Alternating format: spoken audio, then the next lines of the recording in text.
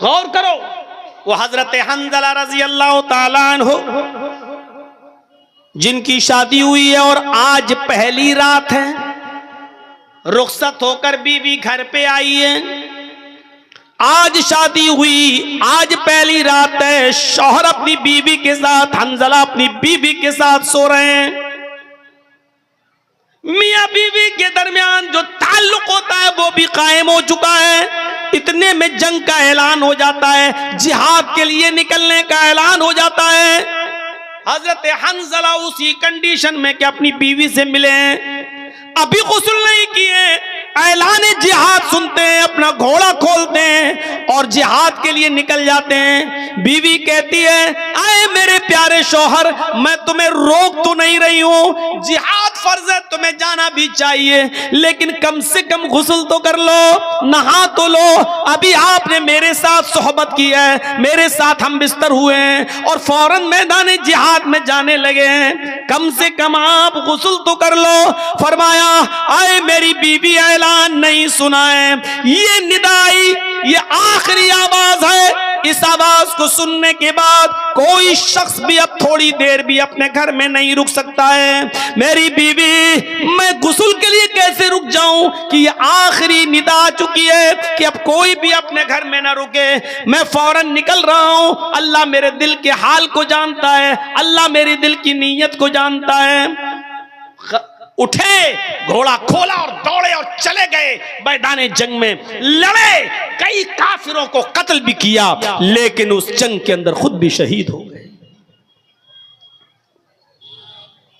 शहीद हो गए।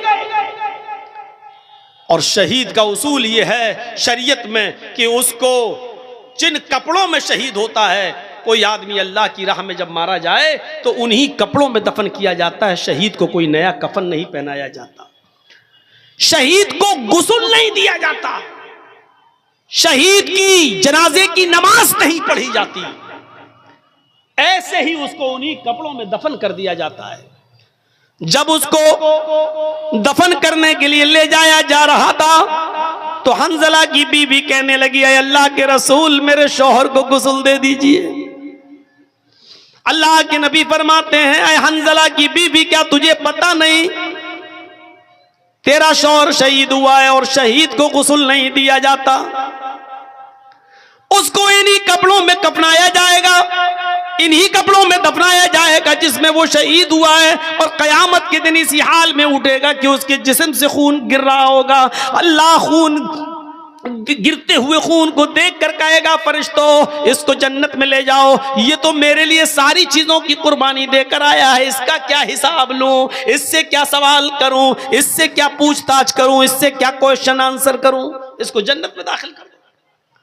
हंजला की बीवी कहती, अल्लाह के रसूल, मैं कैसे बताऊं, इन्नल्लाह ला यस्तही मिनल हक, अल्लाह ताला हक बात से नहीं शर्माता है। मेरी शादी हुई थी, हंजला ने मेरे साथ रात गुजारी थी और मेरे साथ सोहबत की थी, और जब आखिरी ऐलान सुना तो बगैर गुस्ल के वो निकल गए और जिहाद करने लगे।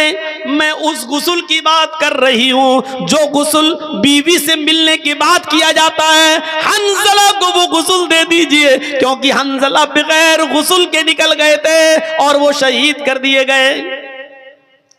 थोड़ी देर तवक्कुफ किया, अल्लाह के नबी जनाब मोहम्मद रसूलुल्लाह थोड़ी देर रुके रहे और थोड़ी देर के बाद फरमाया, साथियों इस जनाजे को उठाओ और कब्रिस्तान में ले जाकर इनको दफन करो, मैं भी चल रहा हूं। हंजला की बीबी फिर बोली, अल्लाह के नबी इतनी देर रुकने के बाद भी आपने गुस्ल नहीं दिया।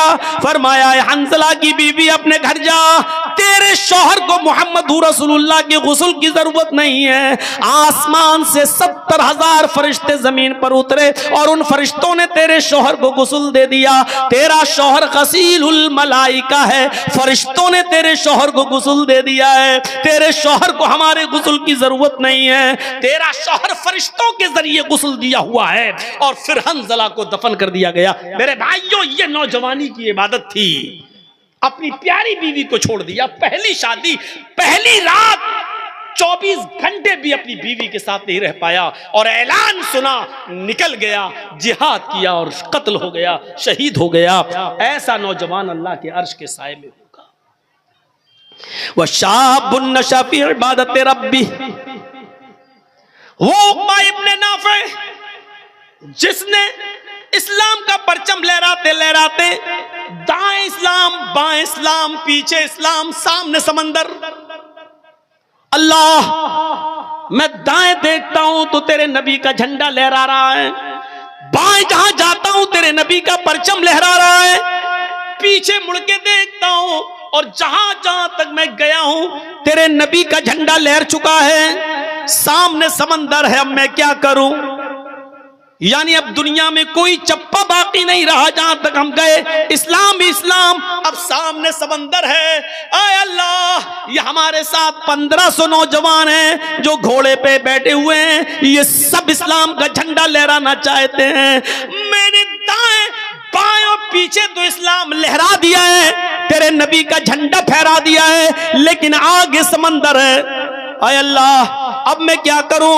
उसने समंदर के पास अपनी तलवारों को गाड़ा, समंदर के पानी से वुजू बनाया और वहीं पर नमाज पढ़ पी। नमाज अदा करने के बाद कहने लगा वो नौजवान उक़बा इब्ने नाफ़े, आय अल्लाह, अगर मैं इस समंदर के बारे में जान जाऊं कि इस समंदर को पार करने के बाद भी तेरी कोई मखलूक रहती है, इस समंदर को क्रॉस करने के बाद कोई तेरी बस्ती आबाद है जहां तेरे बंदे रहते हैं, तो आय अल्लाह, अगर मुझे इस बात का इल्म हो जाए तो कसम है तेरे इज्जत व जलाल की, मैं अपने घोड़ों को समंदरों में डाल दूंगा और समंदर से तैरते तैरते उस बस्ती तक पहुंचने की कोशिश करूंगा और उस वक्त तक चैन के साथ नहीं सोऊंगा जब तक कि उस बस्ती में भी तेरे नबी जनाबे मोहम्मद रसूलुल्लाह का परचम न लहरा दूं।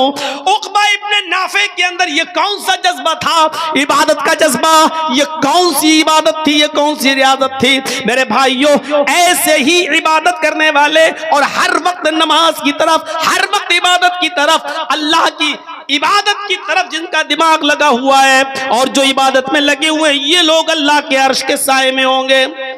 ये अल्लाह के अर्श के साए में हम और आप सर्दियों के दिनों में, दिसंबर की और जनवरी की सर्दी में जो अपने ऊपर से कंबल न हटा सके, जो लिहाफ की कुर्बानी न दे सके, जो अपनी नींद की कुर्बानी न दे सके और तसव्वुर किया बैठा हुआ है कि हम अल्लाह के अर्श के साए में होंगे, हमें जन्नत मिलेगी। मेरे भाइयों, जन्नत इतनी सस्ती और इतनी आसान भी नहीं है। दो चीजें, अदल इंसाफ करने वाला और दूसरा वो नौजवान जो अल्लाह अपने रब की इबादत में लगा हुआ है। अब तीसरी चीज पे आइए, वरजुलुन ज़करल्लाह खालियन फफाज़त ऐना वरजुलुन क़ल्बुहु मुअल्लकुन फिल मसाजिद। तीसरा वो आदमी जिसका दिल मस्जिद की तरफ लगा हुआ है, जिसकी तशरीह मैंने अभी हल्की सी की थी। जोहर पढ़ के आया, घर पे काम कर रहा है, अभी टाइम है, हाँ अभी असर में टाइम है, बार बार घड़ी देख रहा है, बार बार सूरज देख रहा है, बार बार आसमान देख रहा है, बार बार कान लगा रहा है, अजान की आवाज तो नहीं आ रही, और जैसे ही असर की अजान हुई फौरन मस्जिद में। असर पढ़ के आया, मगरिब की तरफ दिमाग लगा हुआ, फौरन मगरिब में। मगरिब पढ़ के आया, घर पे कुछ खाना वाना खाया, बार बार उसका दिमाग, उसका दिल मस्जिद की तरफ लगा है, कब इशा हो, कब इशा हो, कब इशा हो, और जैसे इशा का वक्त हुआ फौरन मस्जिद में। इशा के बाद सो रहा है घर में, बार बार बीच में रात में आंख खुलती है, बार बार घड़ी देख रहा है, बार बार बाहर निकल के देखता कहीं फजर का वक्त तो नहीं हो गया है, और जैसे ही फजर की अजान का वक्त हुआ फौरन मस्जिद में। क़ल्बुहु मुअल्लकुन फिल मसाजिद, जिसका दिल लटका हुआ है मस्जिद। हजरत मुसअब रज़ी अल्लाह ताला अन्हु आमिर इब्ने अब्दुल्लाह इब्ने जुबैर का वाकया नकल करते हैं। हजरत मुसअब इब्ने उमैर हजरत आमिर इब्ने अब्दुल्लाह इब्ने जुबैर का वाकया नकल करते हुए कहते हैं कि वो सख्त बीमार, आखिरी सांसें ले रहे हैं, काफी कमजोरी और जिस्म में उनकी नकाहत है, कमजोरी है। और इतने में उनके कानों में अजान की आवाज जाती है। और नोट कीजिएगा, ये मगरिब की अजान है। मगरिब की अजान की आवाज उनके कानों में जाती है। अल्लाहु अकबर, अल्लाहु अकबर। अजान की आवाज सुनते ही आमिर इब्ने अब्दुल्लाह इब्ने जुबैर कहते हैं अपने घर वालों से, मुझे उठाओ और मस्जिद की तरफ लेकर चलो। बच्चों ने कहा, रे आपकी हालत देखिए क्या है, आप नहीं जा सकते, आप लेटे रहिए, ऐसे ही लेट के नमाज पढ़ लीजिए। आमिर इब्ने अब्दुल्लाह इब्ने जुबैर का जो जवाब था वो सुनिए। कहते हैं कि मेरे बच्चों, मैं अल्लाह के दाई की आवाज पर लब्बैक क्यों न कहूं। अल्लाह की तरफ बुलाने वाला दाई दावत दे रहा है नमाज की, मैं उसकी दावत पर लब्बैक कैसे न कहूं। मुझे थोड़ा सा सहारा दे दो, मुझे उठा दो और मुझे मस्जिद तक पहुंचा दो। बीमार हैं, आखिरी वक्त है, अभी आपको पता चल जाएगा उनका आखिरी वक्त भी है, किस कंडीशन में है वो। जब उन्होंने जिद की कि मेरे बच्चों देखो, कयामत के दिन में तुम सबका गरिमान पकड़ूंगा अगर तुमने मुझे मस्जिद में नहीं पहुंचाया। ये अजान की आवाज मेरे कानों में पड़ गई। अब अल्लाह के दाई की आवाज पर लब्बैक कहना जरूरी है, मुझे मस्जिद में जाना है। अब उनकी जिद के आगे उनके बच्चों ने उनको उठाया। मोहल्ले के 2-4 लोग और आ गए, उन्होंने भी सहारा दिया और घर में किसी तरीके से उनको वुजू करवाने के बाद मस्जिद में दाखिल कर दिया। वो मस्जिद में दाखिल हो जाते हैं और जमात के साथ मगरिब की नमाज पढ़ने लगते हैं। और जब नमाज पढ़ते हैं तो आप अंदाजा लगा सकते हैं कि मगरिब की 3 रकातें होती हैं। वो बैठकर नमाज अदा कर रहे हैं। अभी 1 रकात ही वो नमाज अदा कर सके कि 1 रकात नमाज पढ़ने के बाद उनका इंतकाल हो जाता है। वो उसी मस्जिद के अंदर 1 रकात नमाज पढ़ने के बाद इंतकाल कर जाते हैं। अब आप अंदाजा लगा सकते हैं कि वो कितने बीमार रहे होंगे।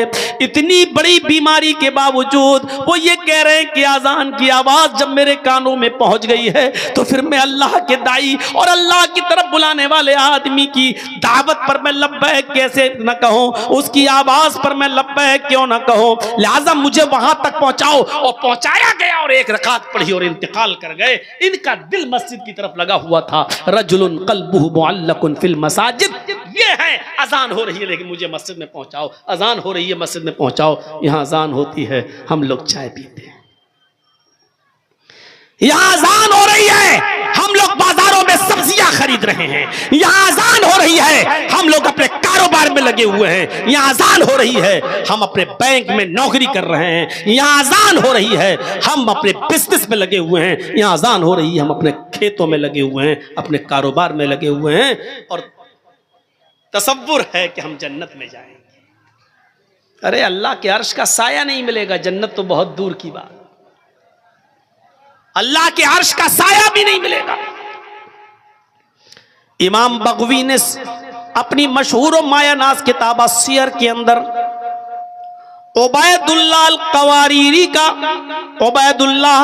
अल-कवारीरी का एक वाक़या नकल किया है कि वो शाम बसरा के रहने वाले थे। बसरा के उनके घर कोई मेहमान आ गए। वैसे तो वो 5 वक्त की नमाज में पहली तकबीर में मस्जिद में रहते थे, लेकिन आज उनके घर में कोई मेहमान आ गया। मेहमान की देख रेख खातिर मदारात की वजह से उसको खाना वाना खिलाने में थोड़ी सी देर हो गई। इतनी सी देर हो गई कि ईशा की अजान के बाद जमात मस्जिद में हो गई। वो अपने मेहमान को खाना खिलाने के बाद मस्जिद की तरफ गए तो क्या देखते हैं कि मस्जिद से लोग नमाज पढ़ के वापस आ रहे हैं। पूछा कि क्या हुआ, का जमात हो गई। वो दूसरे मोहल्ले में गए कि वहां जाकर शायद नमाज मिल जाए, जमात मिल जाए। लेकिन दूसरे मोहल्ले में जाते तो क्या देखते हैं कि उधर भी जमात हो चुकी है। उन्होंने बसरा की आसपास की जितनी मस्जिदें थी कोशिश करके देख लिया कि कहीं जमात मिल जाए, क्योंकि जमात का सवाब अकेले नमाज पढ़ने से 27 गुना ज्यादा दर्जा रखता है। इस सवाब की उम्मीद में वो जाते हैं कि नमाज अदा कर लूं, जमात मिल जाए। लेकिन उनको बसरा की किसी मस्जिद में ईशा की जमात नहीं मिली।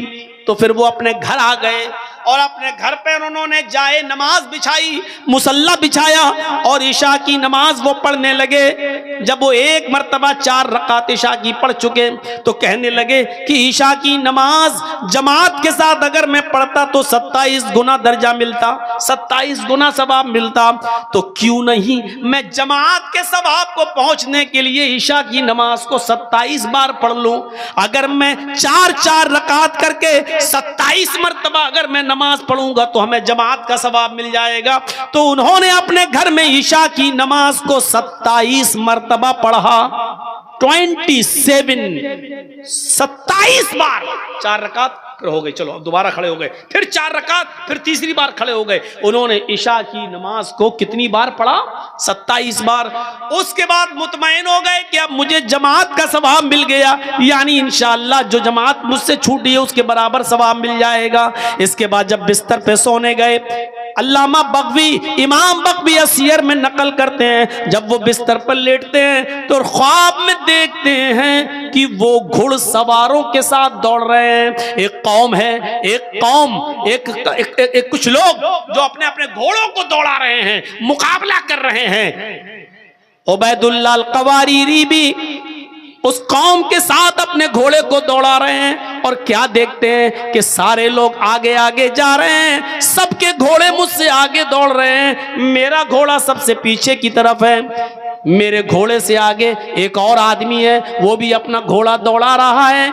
मैं उससे भी आगे निकलना चाहता था कि मैंने अपने घोड़े को एड़ लगाई, मैंने अपने घोड़े को ठोकर मारी, मैंने अपने घोड़े को कोड़ा मारा कि आगे निकले। तो मुझसे आगे जो सवारी था, मुझसे आगे जो घुड़सवार था, वो कहने लगा, आए उबैदुल्लाह, अपने घोड़े को एड़ मत लगाओ, अपने घोड़े को कोड़ा मत मारो, मुझसे आगे निकलने की कोशिश न करो। आए उबैदुल्लाह, तुम हमारे बराबर नहीं आ सकते हो, हमसे आगे निकलना तो बहुत दूर की बात, तुम कितना भी नया घोड़ा ले लो, अच्छे से अच्छा घोड़े पे बैठ जाओ, लेकिन तुम हमारे घोड़े से आगे नहीं निकल सकते। उबैदुल्लाह अल-क़वारीरी कहते हैं कि आखिर तुम ये बात कैसे कह रहे हो, मेरा घोड़ा तुम्हारे घोड़े से अच्छा है और फिर भी हम तुम्हारे घोड़े से आगे नहीं निकल पाएंगे, आखिर वजह क्या है? तो वो शख्स कहने लगा जो मुझसे आगे था, आए उबैदुल्लाह, तुम हमसे इसलिए आगे नहीं